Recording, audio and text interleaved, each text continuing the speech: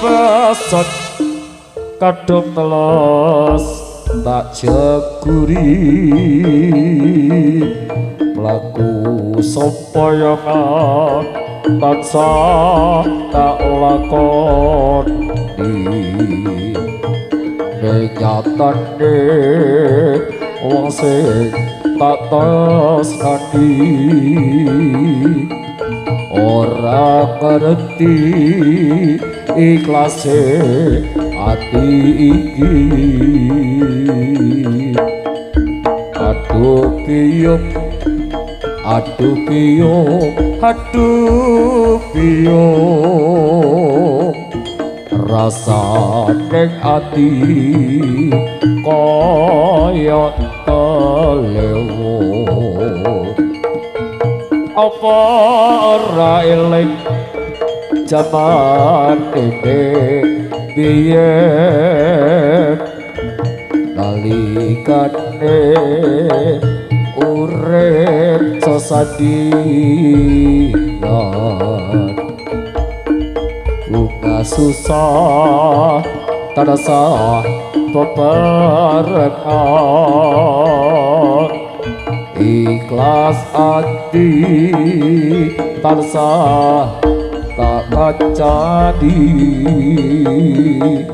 aduh Dimas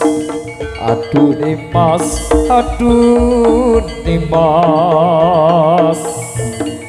jebul teko atimu kanggo wong liya ikhlas ati iki ikhlas yen sliramu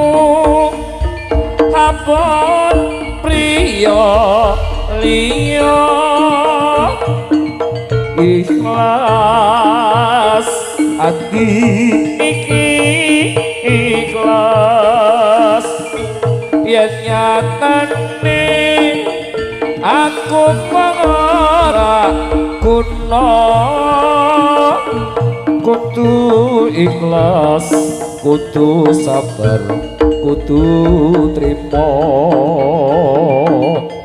marga tresna kuwi ra kudu duweni pujiku jroning ati iki kudu ikhlas lepas timbang larani paribasan kadung telos tak jeguri mlaku supaya tansah tak lakoni nyatane wong sing tak tresnani ora ngerti ikhlase ati iki aduh piyuh aduh piyuh aduh piyuh rasane ati kaya kelewo apa ora eling jaman detik biyen nalikane urip sesadilan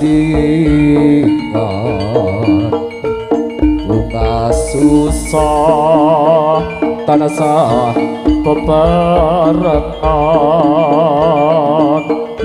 ikhlas ati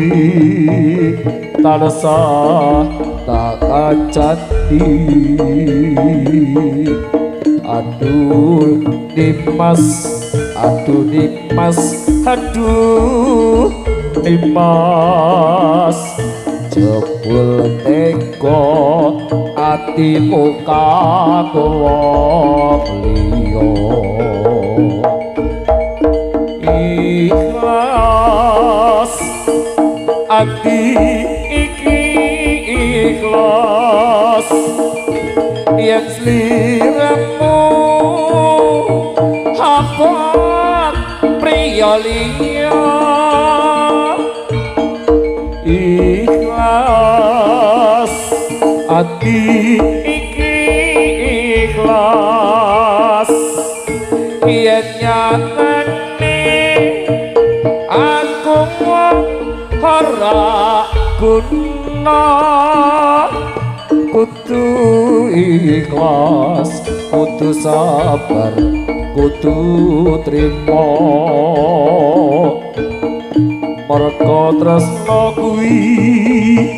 ra kudu deni mung pujiku jroning ati iki kudu ikhlas nglepas timbang larani ikhlas ati karya Mami Olivia matur thank you